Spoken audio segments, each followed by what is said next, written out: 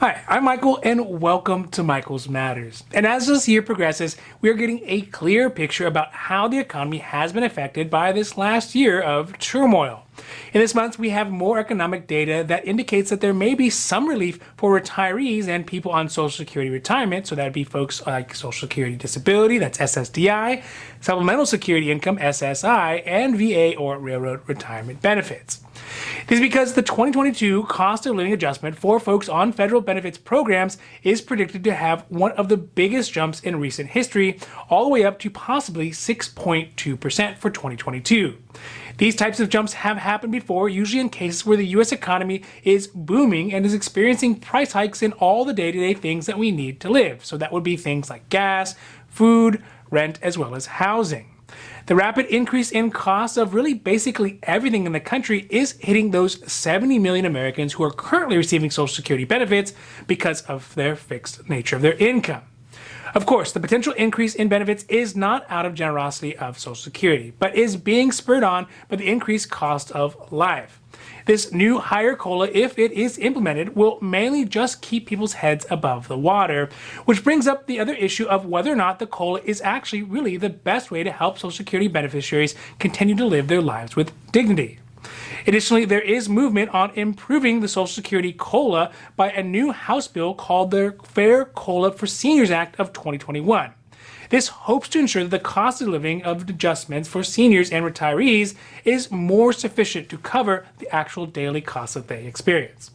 So today we are talking about the new economic data that just came out and how it could potentially have a substantial boost to Social Security beneficiaries' COLAs for 2022, the Fair COLA for Seniors Act, which is resting in the House at the moment, and whether or not this new economic data is a good thing or an indicator of even more difficult times to come. Now, this is Michael's Matters. And before we get to it, if you like this information, if you find it interesting, if you find it helpful, if you find it useful, please don't forget to like and subscribe.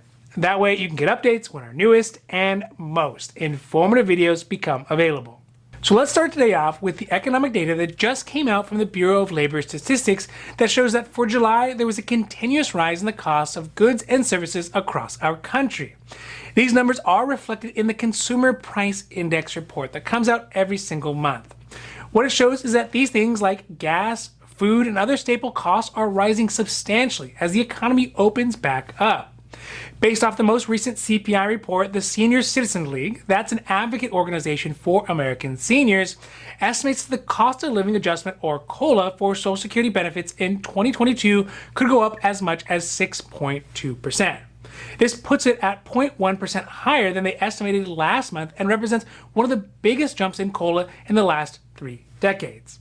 The biggest in that time frame was in 1983 at 7%, as the country dealt with astronomical rates of inflation, and then again in 2009 there was a 5.8% jump as well. At a 6.2% COLA increase for 2022, it could be a huge step up from what retirees got in 2021, which was only 1.3%. For 2021, it meant that the average retirement benefit of $1,543 would get around $20 more a month. With that same average check amount, if the COLA was at 6.2%, it would be between $90 and $100 more a month, or $1,200 a year, so basically a stimulus check worth of increase. Although there is some possibility that the Federal Reserve may make changes that could affect the rate of inflation for the remainder of this year and change the COLA calculations moving forward, it is unlikely that their changes will make any noticeable effects on inflation before the final numbers for the COLA come out for 2022, which is in October. Of course, it's a good thing that there will be more money in the pockets of federal beneficiaries, but it's not all beneficial for all retirees and seniors. This is because the COLA is based off the price of goods and services. So if folks are getting a higher COLA, it also means the cost of basically everything else has gone up too. One of the big factors as to whether or not the higher COLA will help as much as it should is whether or not the current boost in inflation is going to be temporary or if it's going to stay permanently. People like Jay Powell, who is the head of the Federal Reserve Bank, and Janet Yellen, the Secretary of Treasury, are convinced that the current inflation rate that is increasing is really only going to be transitory, meaning it doesn't last very long. But if it is actually not transitory and it is long-lasting, this will cut down on the beneficial effects of a higher COLA for 2022. Although it is unlikely that any of us are professional economists, it is easy to see the cost of basically everything is going up. For example, over the last 12 months, the price of gas has gone up by 41.8%. I mean, this morning I got gas around the corner and the price was at $4.19. So it is really easy to see that the cost of things are going up. What this means is that if inflation continues to rise into the next year, the COLA that folks are receiving right now is only going to be calculated based off the higher prices right now, but will essentially leave people at that level while the cost of goods and services continue to rise for the next 12 months. For retired federal employees, it could be even worse because if they are getting their retirement benefits through the federal employees retirement system, that would be FERS, it'll mean they actually get something called a diet COLA. No, you get it? Diet COLA? Okay. So, but really the diet COLA is negative because it's a negative 1% increase in their calculated COLA anytime that the inflation rate is over 2%. So instead of getting a 6.2% COLA, they would actually get a 5.2% diet COLA. Of course, inflation gets to as bad as it was in the 70s, it could mean that the rate could go up to as high as 14%, which would leave a huge portion of retirees, savers, and pensioners with a lot of purchasing power being removed. One of the quirks about how people on Social Security benefits receive their COLA is how it is calculated. In some ways, it seems like an obvious solution to the problem of just having a single Social Security amount over somebody's lifetime. That was the problem up until 1972 when Congress passed a COLA provision that allowed for Social Security beneficiaries to get an annual increase to help keep up with the rising cost of their necessities.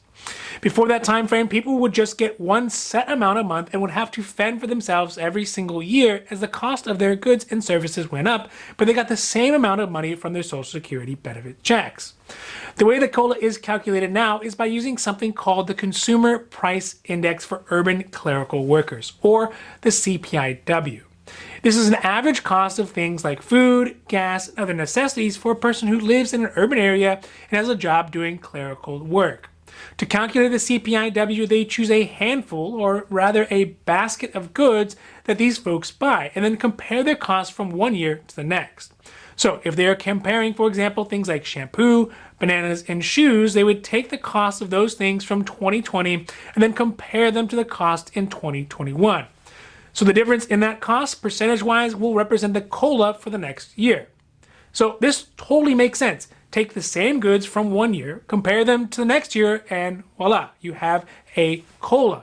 But as time has progressed, this method has proven to be insufficient to ensure that seniors and retirees and folks on disability get enough money to keep up with their rising costs. This is for a few reasons. First is that seniors have a disproportionate amount of their budget spent on things like healthcare and transportation than the average urban clerical worker does.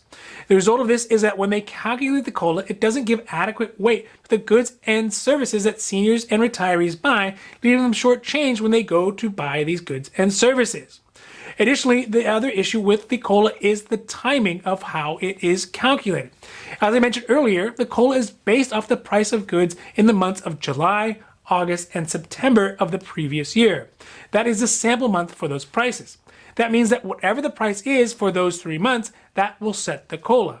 The downside of this, especially in high inflation years, is that the inflation happens constantly. It never sleeps. So even with that higher cost, the higher COLA, if inflation is growing at a faster rate than usual, it means that the benefits will stay flat while the cost of goods and services go up every single month, leaving people with 12 months of decreased purchasing power as those inflation rates continue to go up. Needless to say, it's good that the COLA exists, and it is way, way better than the alternative of just having a set Social Security benefit that never rises. But there has been a lot of discussion, especially this year, about how to improve the COLA so it more fairly increases for beneficiaries to live. Right now in the House of Representatives, there is a bill called the Fair COLA for Seniors Act of 2021, which is authored by John Garamendi, a Democrat from California. The bill proposes a change in the type of CPI that the COLA calculation uses from the CPIW, which is the Consumer Price Index for Urban Workers, to a CPI calculation called the CPIE, which is the Consumer Price Index for the Elderly. Yes, they need to work on the name. But either way, the CPIE would fix some of the oversight in the types of goods and services included in the COLA calculation, so that things like medication, healthcare, and transportation are more heavily weighted to better reflect the actual cost of living that seniors have. Although one drawback to making the changes in 2021 or 2022 is that it is possible that given the spikes in the cost, the CPI would give Social Security beneficiaries a higher increase in their COLA than if it was changed to CPIE. It's because some of the things that had the biggest increases in cost for urban workers this year may not be as strongly represented in the CPIE. Just something to think about. But in normal times, the CPIE would likely be a better way to make the COLA. It is still not perfect though, it's not a perfect solution, but it would help make sure that folks get enough money to cover their daily costs.